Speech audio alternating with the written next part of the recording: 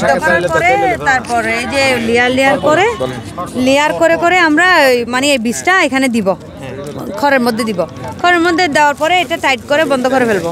বন্ধ করার পরে 18 দিন এভাবে রেখে দিব। 18 দিন রেখে দেওয়ার পরে মাইসেলিয়াম রান করে সাদা হয়ে যাবে। তারপর আপনি পানি স্প্রে করবেন, এই পানি স্প্রে করবেন।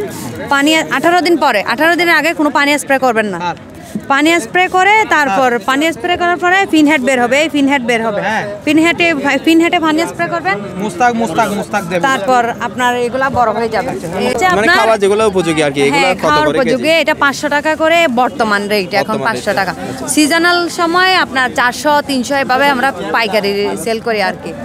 কিন্তু গরমের সময় ওটার দাম আরো বেড়ে যায়, 700 টাকা 800 টাকা হয়ে যায় গরমের সময়। দিতে পারবে? কাস্টমার তো আছে মনে হয়, তাই না? হ্যাঁ আছে, অনেক কাস্টমার আছে। এগুলো আমি নিতে চাই, যোগাযোগ কি কোথায় করবে? যদি আমাদের পেজ আছে, নবাব মাশরুম ফার্ম পেজ আছে, হ্যাঁ নাম্বার আছে, ওখানে নাম্বার দেওয়া আছে বাইরে, ওখান থেকে নাম্বার নেবেন তাহলে যোগাযোগ করবেন। ধন্যবাদ আপনাকে রাউজান বিস্তারের পক্ষ থেকে। Thank you.